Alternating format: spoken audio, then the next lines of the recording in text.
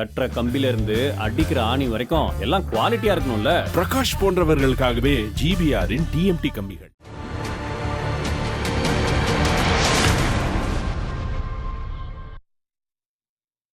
உதகை கொடைக்கானலுக்கு e pass நடைமுறை அமலான நிலையில் சோதனை சாவடிகளில் தீவிர கண்காணிப்புக்கு பிறகே வாகனங்கள் அனுமதிக்கப்பட்டு வருகின்றன. இ பாஸ் குறித்து நீதிமன்ற உத்தரவில் இருப்பது என்ன, உதகை கொடைக்கானலில் பின்பற்றப்பட்டு வரும் நடைமுறைகள் என்னென்ன, இ பாஸ் தொடர்பாக தமிழ்நாடு அரசின் உத்தரவில் சொல்லப்பட்டிருப்பது என்ன என்பது தொடர்பாக விரிவாக நமது செய்தியாளர்களிடம் நாம் பேச இருக்கிறோம். இதற்காக சென்னையிலிருந்து நமது செய்தியாளர் VM சுப்பையா மற்றும் ரமேஷ் ஆகியோர் இணைந்திருக்கிறார்கள். உதகையிலிருந்து செய்தியாளர் சுதீஷ், கொடைக்கானலிலிருந்து செய்தியாளர் மகேஷ் ராஜா ஆகியோர் இணைந்திருக்கிறார்கள். ஒவ்வொருவரிடமாக நம்ம பேசலாம். முதல்ல நீதிமன்றத்தின் முன்பாக இருந்து செய்தியாளர் சுப்பையா இணைந்திருக்கிறார். நீதிமன்ற உத்தரவில் அந்த இ பாஸ் நடைமுறை குறித்து என்ன சொல்லப்பட்டிருக்கிறது சுப்பையா? அதனுடைய சாராம்சங்கள் என்னன்னு விளக்குங்க.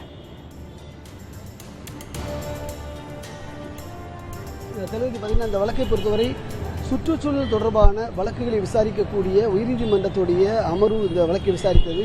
குறிப்பாக நீதிபதிகள் சதீஷ்குமார் மற்றும் பரத சக்கரவர்த்தி ஆகியோர் தான் இந்த வழக்கை விசாரித்தார்கள்.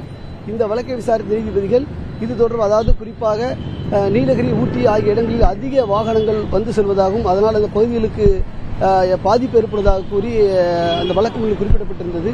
இதனையடுத்து நீதிபதிகள் கடந்த முறை விசாரணைக்கு வந்த பொழுது இது தொடர்பாக வீடியோ காணொலி காட்சி வாயிலாக ஆஜராகுமாறு நீலகிரி மற்றும் திண்டுக்கல் மாவட்ட ஆட்சியர்களுக்கு உத்தரவிட்டிருந்தனர்.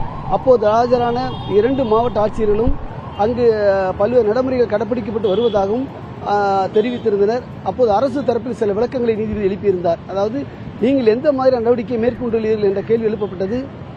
அதற்கு அரசு தரப்பில் அறிக்கை ஒன்றும் தாக்கல் செய்தார்கள்.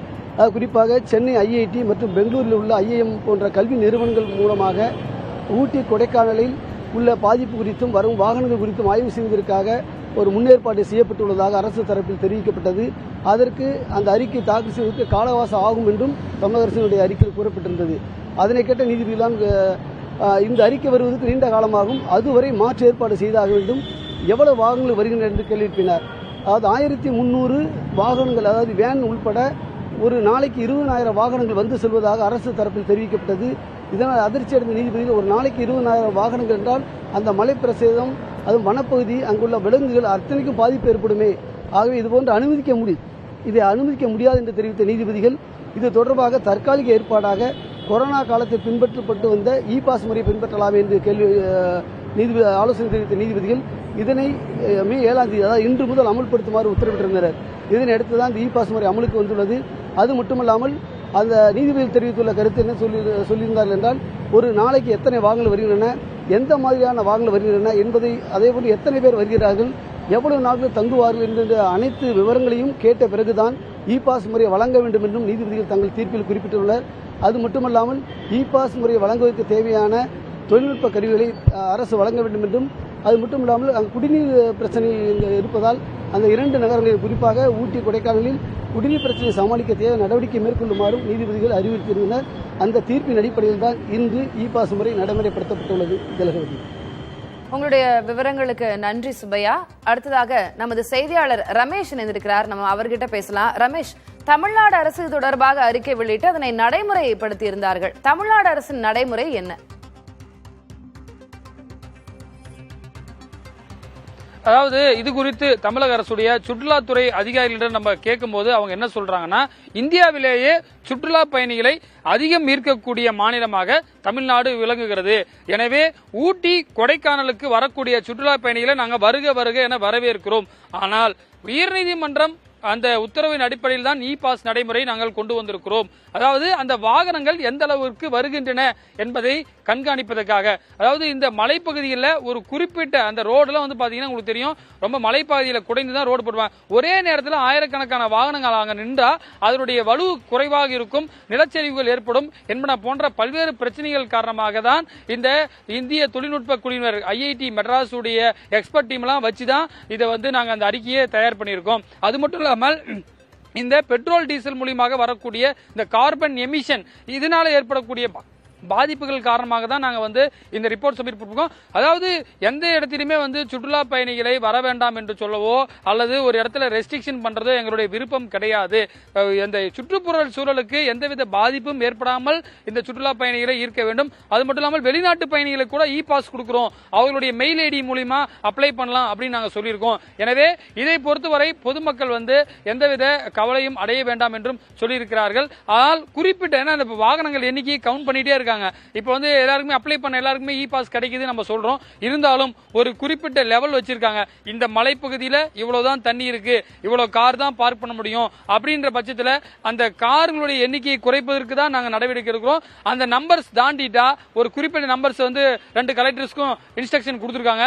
அந்த நம்பர்ஸ் தாண்டிட்டாக இ பாஸ் வந்து கண்ட்ரோல் செய்யப்படும். அது மட்டும் இல்லாமல் அரசு பேருந்துகளில் செல்லுபவர்களுக்கு எந்தவித தடையும் இல்லை என்று தெளிவாக சொல்லியிருக்கிறார்கள். தமிழக அரசுடைய பல்வேறு துறைகள், public department, home department, tourism department என ஒரு 3-4 துறைகள் இணைந்து இந்த துறை இதை கண்காணிச்சிட்டு இருக்காங்க.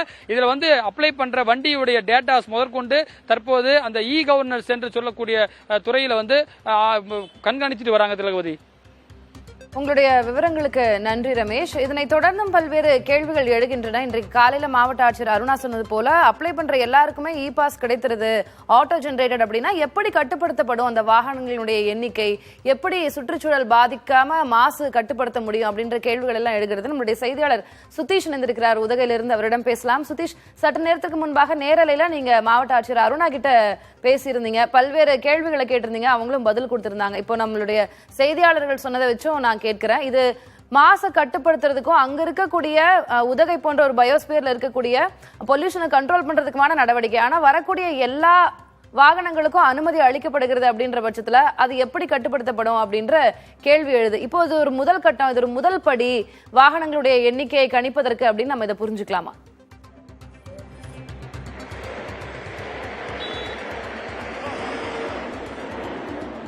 திலகவதி, அதாவது நாம் தற்போது இருக்கக்கூடிய இந்த பகுதி என்பது நீலகிரி மாவட்டத்திற்கு செல்வதற்காக கோவை மாவட்ட எல்லையில் அமைந்திருக்கக்கூடிய கல்லாறு பகுதி. காலையிலிருந்து காலை 6 மணி முதல் இந்த பகுதியை நாம் பார்த்து கொண்டிருக்கிறோம். இடைவிடாது வாகனங்கள், ஒரு நொடி கூட இடைவிடாது வாகனங்கள் தொடர்ச்சியாக சென்று கொண்டிருக்கக்கூடிய இந்த காட்சிகளை தான் நாம் பார்க்கிறோம்.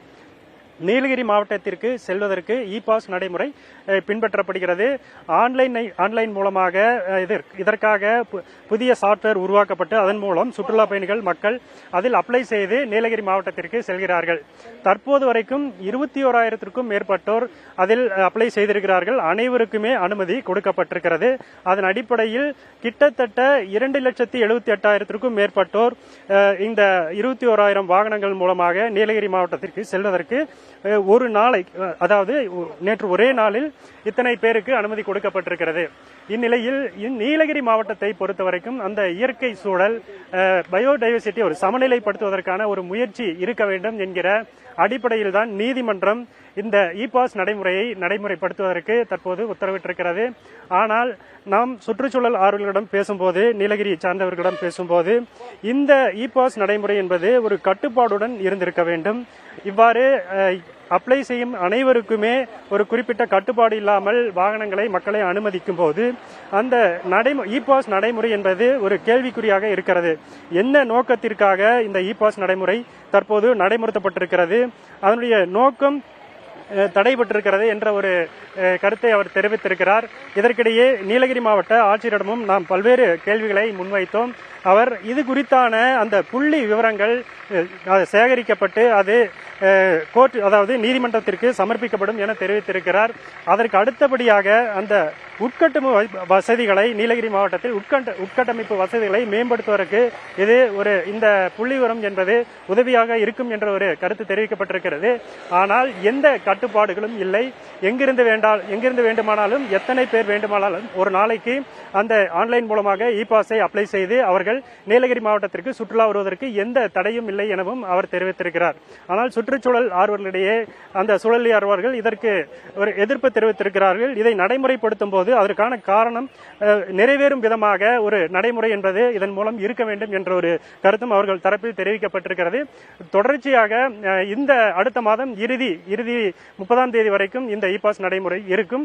அதற்கு பிறகாக அந்த புள்ளி விவரங்கள் சேகரிக்கப்பட்டு அரசுக்கு நீதிமன்றத்திற்கு சமர்ப்பிக்கப்பட இருக்கிறது. திலகவதி, நிச்சயமாக சுதீஷ், இப்போ இ பாஸ் நடைமுறைப்படுத்தப்பட்டதற்கான நோக்கமே அடிபட்டு போய்விடுமே, ஆனால் அப்ப இ பாஸ் எதற்கு அப்படின்ற அந்த கேள்வி எல்லாம் எழுது. இது நம்ம நடைமுறை அப்படின்றத தாண்டி உயர்நீதிமன்ற உத்தரவுல இருந்து நம்ம இதனை பார்க்க வேண்டி இருக்கிறது. உங்களுடைய விவரங்களுக்கு நன்றி.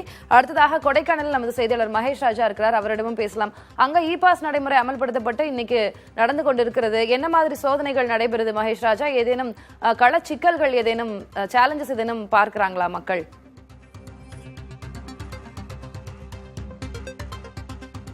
திலகவதி, கொடைக்கானல் வெள்ளி அருவி பகுதியில் காலை முதல் சோதனைகள் செய்யப்பட்டு நகருக்குள் சுற்றுலா பயணிகள் அனுமதிக்கப்பட்டு வருகின்றனர். இப்போ கடந்த வாரம் இந்த இ பாஸ் நடைமுறை அமல்படுத்தப்படும் என தெரிவிக்கப்பட்ட நிலையில் இங்குள்ள சுற்றுலாசார் வணிகர்களும் விடுதி சங்க உரிமையாளர்களும் சிறிது அச்சமடைந்தனர். ஆனால் இன்று இலகுவாக வெள்ளி அருவி பகுதியில் சுற்றுலா பயணிகளை இ பாஸ் சோதனை செய்து நகருக்குள் சுற்றுலா செல்ல மாவட்ட நிர்வாகம் அனுமதித்து சுற்றுலா பயணிகளும் நாம் தற்போது நின்று கொண்டிருக்கும் கோக்கர்ஸ் வாக் சுற்றுலாத்தலம் முதல் பிரைன் பூங்கா, தூண்பாறை உள்ளிட்ட பல்வேறு இடங்களில் அவர்கள் இலகுவாக சுற்றுலாவை அனுபவித்து வருகின்றனர். இந்த செய்தி அறிந்த உள்ளூர் வணிகர்களும் விடுதிகள் சங்க உரிமையாளர்களும் தற்பொழுது இதனால் மகிழ்ச்சி அடைந்துள்ளனர். மேலும் இங்கு இருக்கும் ஒரு சின்ன குழப்பம் என்பது உள்ளூர் வாகனங்கள் இ பாஸ் முறையை பதிவேற்றம் செய்யும் பொழுது அவர்களுக்கு அது மறுப்பு வருவதாக தெரிவிக்கின்றனர். அந்த நடைமுறை சிக்கலையும் மாவட்ட நிர்வாகம் துரிதமாக களைந்து உள்ளூர் வாகனங்கள் சுலபமாக இ பாஸ் எடுக்க வழிவகை செய்ய வேண்டும் என்ற கோரிக்கையும் உள்ளது. திலகவதி, உங்களுடைய கள விவரங்களுக்கு நன்றி மகேஷ் ராஜா. கட்டுற கம்பில இருந்து அடிக்கிற ஆணி வரைக்கும் எல்லாம் குவாலிட்டியா இருக்கணும்ல. பிரகாஷ் போன்றவர்களுக்காகவே GBRின் TMT கம்பிகள்.